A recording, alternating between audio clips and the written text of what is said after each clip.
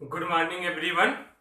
आज हम लोग पढ़ेंगे सॉलिड स्टेट का लेक्चर नंबर 2, जिसमें हम लोग पढ़ेंगे कोवैलेंट सॉलिड और नेटवर्क सॉलिड। इससे पहले वाले वीडियो में हम लोगों ने पढ़ा था molecular solid and ionic solid. इसमें हम लोग पढ़ेंगे covalent solid and metallic solid, आणविक सहसंयोजी ठोस एवं धात्विक ठोस। तो सबसे पहले हम लोग पढ़ते हैं कोवैलेंट सॉलिड और नेटवर्क सॉलिड, या इसको एक नाम से और हम लोग जानते हैं, इसको हम लोग कहते हैं एटॉमिक सॉलिड, परमाणविक ठोस। तो जैसा कि नाम से स्पष्ट है, यह परमाणुओं से मिलकर बना होता है, अतः इसे परमाणविक ठोस कहते हैं, तथा परमाणुओं के मध्य सहसंयोजी बंध पाया जाता है, अतः इसको हम लोग सहसंयोजी ठोस कोवैलेंट सॉलिड कहते हैं।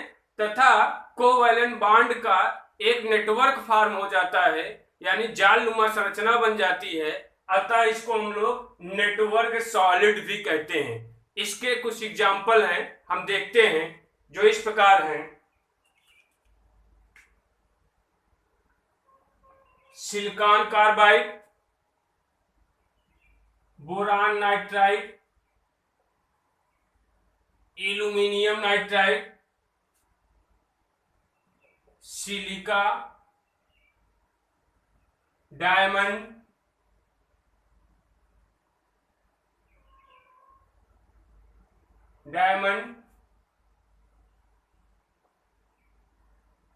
ग्रेफाइट, ये रहे इसके एग्जाम्पल। आप देख रहे होंगे कोवैलेंट सॉलिड जो होते हैं दो प्रकार के हो रहे हैं। एक वे सॉलिड जिसमें दो भिन्न परमाणु भाग ले रहे हैं, जैसे देखिए सिलिकॉन कार्बाइड, इसमें दो परमाणु भाग ले रहे हैं, एक सिलिकॉन एक कार्बन। बोरान नाइट्राइड जिसमें बोरान और नाइट्रोजन। एल्यूमिनियम नाइट्राइड, एल्यूमिनियम और नाइट्रोजन दो अलग अलग परमाणु है। सिलिका में आप देख रहे हैं सिलिकॉन और ऑक्सीजन, दो परमाणु भाग ले रहे हैं। एवं एक दूसरे प्रकार का होता है जो एक ही परमाणुओं से मिलकर बना होता है, जैसे डायमंड एक ही परमाणुओं से मिलकर बना है, कार्बन से ही। ग्रेफाइट एक ही परमाणु से मिलकर बना है, कार्बन से ही। अब हम थोड़ा, आप लोग जानते होंगे, डायमंड और ग्रेफाइट के गुणों में काफी डिफरेंस है, जबकि एक ही परमाणुओं द्वारा मिलकर बने हैं। तो गुणों में डिफरेंस इसलिए होता है क्योंकि इनकी संरचनाओं में डिफरेंस पाया जाता है। डायमंड और ग्रेफाइट की संरचनाओं में डिफरेंस पाया जाता है। तो चलते हैं इनकी डायमंड और ग्रेफाइट की संरचना हम देखते हैं, इससे थोड़ा कोवैलेंट सॉलिड और नेटवर्क सॉलिड को और अच्छे से हम समझते हैं। तो जो डायमंड होता है, जैसा कि मैंने बताया, एक ही परमाणु से मिलकर बना है, यानी कार्बन कार्बन से। इसमें प्रत्येक कार्बन परमाणु चार निकटवर्ती कार्बन परमाणुओं से जुड़ा होता है। जैसे मीथेन में प्रत्येक कार्बन परमाणु चार निकटवर्ती हाइड्रोजन परमाणुओं से समचतुष्फलकी ढंग से जुड़ा होता है। सेम उसी तरह डायमंड में प्रत्येक कार्बन परमाणु चार निकटवर्ती कार्बन परमाणुओं से जुड़ा होता है। जैसे स्ट्रक्चर में आप देखेंगे तो एक कार्बन एटम में लेते हैं हम, कार्बन एटम ये हो गया, ये कार्बन एटम ये हो गया, एक ये रही समचतुष्फलकी संरचना। आप देखना चाहते हैं कुछ इस तरह बनती है, टेट्राहेड्रल। एक हेड्रल ये दूसरा, ये तीसरा, ये चौथा। इसी तरह अब ये निकटवर्ती चार कार्बन परमाणुओं से जुड़ जाएगा, ये निकटवर्ती चार कार्बन परमाणुओं से जुड़ता चला जाएगा। ऐसे ये भी चार, एक इधर जुड़ा है, एक इधर जुड़ा है, एक इधर जुड़ा है, तीन एक इधर, ऐसे जुड़ जाएगा, ऐसे इस तरह जुड़ जाएगा, चार ये भी हो जाएगा। तो आप देखते जाएंगे प्रत्येक कार्बन परमाणु चार निकटवर्ती कार्बन परमाणुओं से जुड़ता चला जाएगा। अब इस डायमंड की संरचना से हम लोग थोड़ा कोवैलेंट सॉलिड और नेटवर्क सॉलिड, या जिसको हम कहते हैं एटॉमिक सॉलिड, इसके विषय में समझते हैं। पहली बात तो ये जो सॉलिड है, ये ऐसा सॉलिड है जो एक ही प्रकार के परमाणुओं से मिलकर बना है carbon carbon carbon carbon carbon, जबकि ये लोग अलग अलग परमाणुओं से मिलकर बने होते हैं। अब आप देख रहे होंगे यहाँ कार्बन कार्बन परमाणुओं के बीच कौन सा बंध पाया जा रहा है, कार्बन कार्बन परमाणुओं के बीच सहसंयोजी कोवैलेंट बॉन्ड, अतः इसको हम कोवैलेंट सॉलिड कहते हैं। तथा अब आप देख रहे हैं कोवैलेंट बॉन्ड का एक नेटवर्क बनता चला जाएगा, इस स्ट्रक्चर आप बढ़ाते चले जाएंगे तो एक नेटवर्क बनता चला जाएगा। एक नेटवर्क बनने के कारण इसको हम नेटवर्क सॉलिड भी कहते हैं। एटॉमिक सॉलिड इसलिए कहा जा रहा है क्योंकि आप देख रहे हैं किससे मिलके बना है, परमाणुओं से मिलके बना है। और जैसा कि आप जानते होंगे इसी संरचना के कारण डायमंड कठोर एवं अचालक होता है तथा ज्ञात ठोस पदार्थों में सबसे कठोर होता है। अब अगला स्ट्रक्चर हम लोग देखते हैं ग्रेफाइट का।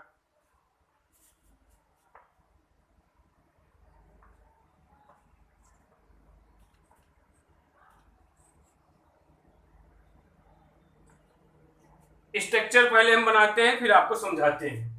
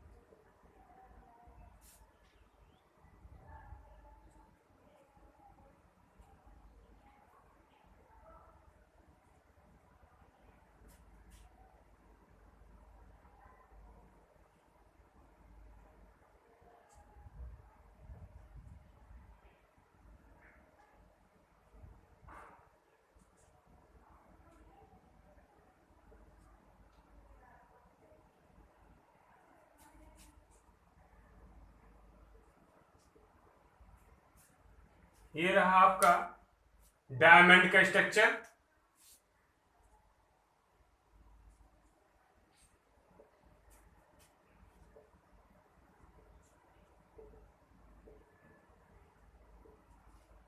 ये रहा आपका डायमंड की स्ट्रक्चर। जैसा कि आप देख रहे हैं डायमंड की स्ट्रक्चर जो होता है खटकोणी होता है जिसमें 6 कार्बन परमाणु पाए जाते हैं और ये भी वैसा ही सॉलिड है जो केवल कार्बन से मिला है। आप देख रहे होंगे double bond single bond double bond. Double bond पाए जाने के कारण यानी डबल बॉन्ड है तो एक सिग्मा है एक पाई, पाई बंध की उपस्थिति के कारण ग्रेफाइट आपका क्या होता है, सुचालक होता है। तथा आप देख रहे होंगे एक लेयर ये है और एक दूसरी लेयर है, कुछ इस तरह स्ट्रक्चर है ऐसे आपका, या ऐसे समझिए या इस तरह। तो 2 लेयर है, एक लेयर ये और एक लेयर ये। दोनों लेयर के बीच ये आप देख रहे हैं वीक वांडर वाल्स बॉन्ड और वीक वांडर वाल्स फोर्स है।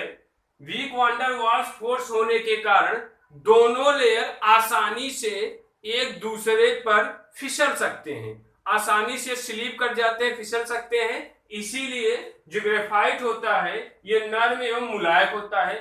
पाई बंध की उपस्थिति के कारण ये सुचालक होता है तथा इस बॉन्ड के कारण वीक वांडर वाल्स फोर्स के कारण ये आसानी से फिसल सकता है, अतः ये नर्म एवं मुलायम होता है। ये रहे आपके कौन से सॉलिड, कोवैलेंट सॉलिड और नेटवर्क सॉलिड और एटॉमिक सॉलिड। अब नेक्स्ट एवं लास्ट वाला हम पढ़ेंगे जिसको हम लोग कहते हैं एटॉमिक सॉलिड, कोवैलेंट सॉलिड या नेटवर्क सॉलिड आपका हो गया। लास्ट वाला हम लोग पढ़ेंगे मेटालिक सॉलिड, धात्विक ठोस।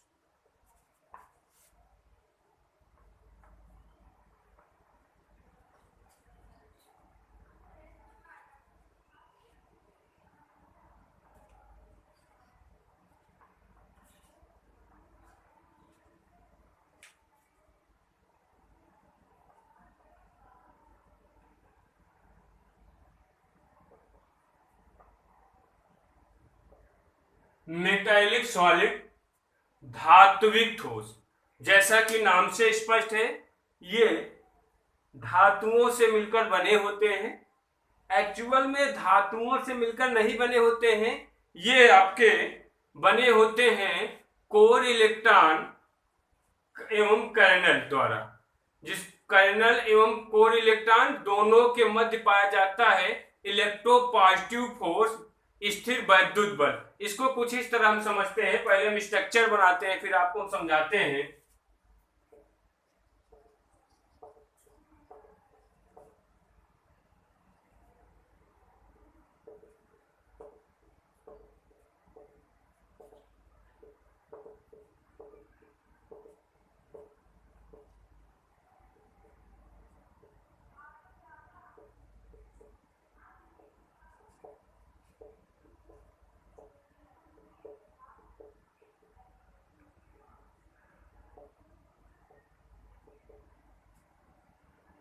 ये रहा आपका मेटालिक सॉलिड।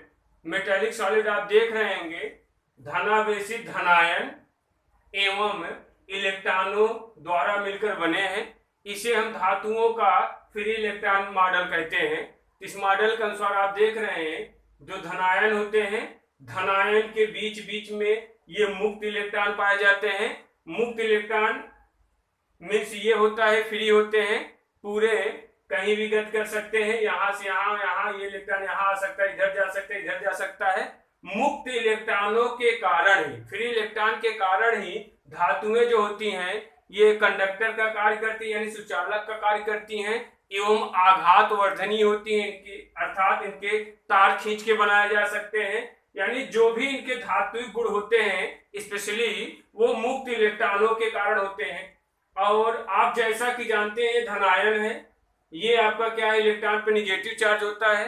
तो पॉजिटिव और निगेटिव के बिटवीन हमने आपको बताया है इलेक्ट्रोस्टैटिक्स फोर्स पाया जाता है, स्थिर वैद्युत बल पाया जाता है।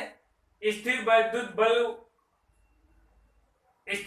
बल आकर्षण बल द्वारा धात्विक ठोस बंधे रहते हैं, या स्थिर वैद्युत बल के कारण धात्विक ठोस बंधे रहते हैं। कुछ ठोसों के गलनांक उच्च होते हैं, कठोर होते हैं, तथा कुछ ठोस नर्म एवं उनके गलनांक कम होते हैं। उसका अपना एक अलग कारण है, वो आगे हम देखेंगे। लेकिन अब सवाल ये बनता है धातुएं अपने ये इलेक्ट्रॉन को कैसे त्यागती हैं। होता क्या है, जो धातुएं होती हैं इनका आयनन विभव बहुत लो होता है, मीन्स इनका आयनन विभव बहुत निम्न होता है। निम्न आयनन विभव के कारण धातुएं अपने संयोजी कोश के यानी बाह्य कोश के इलेक्ट्रॉन को आसानी से त्याग देती हैं। आसानी से त्याग कर वो कर्नल एवं कोर इलेक्ट्रॉन में परिवर्तित हो जाती हैं। जैसे कुछ इस तरह एग्जांपल आप देख सकते हैं। ये रहा सोडियम। सोडियम के संयोजी कोश में एक इलेक्ट्रॉन होता है।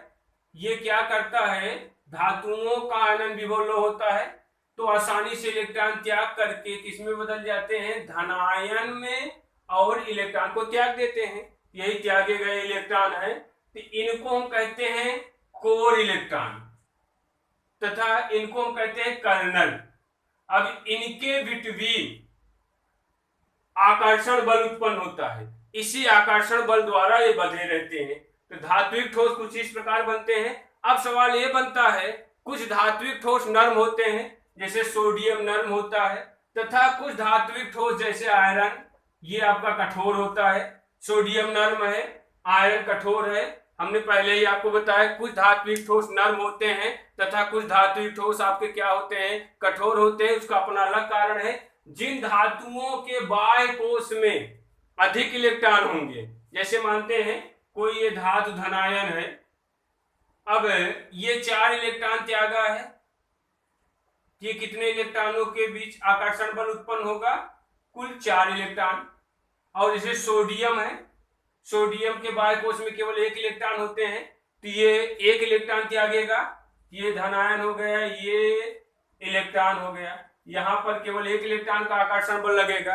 तो आप देख रहे होंगे इसकी तुलना में ये आकर्षण बल अधिक है। यहाँ कई इलेक्ट्रॉनों का लग रहा है, यहाँ केवल 1 लग रहा है। तो यहाँ पर आकर्षण बल जो इलेक्ट्रोस्टैटिक्स फोर्स लग रहा है ये कम है, अतः ये सोडियम आपका नर्म एवं मुलायम होगा। तथा यहाँ पर आप देख रहे हैं कई इलेक्ट्रॉनों का आकर्षण बल लग रहा है, अतः यह आपका क्या होगा, कठोर होगा सोडियम की तुलना में, तथा इसका गलनांक भी उच्च होगा। तो इस वीडियो में इतना ही। नेक्स्ट हम पढ़ेंगे सॉलिड स्टेट का लेक्चर नंबर 3 आगे आने वाले नेक्स्ट वीडियो में।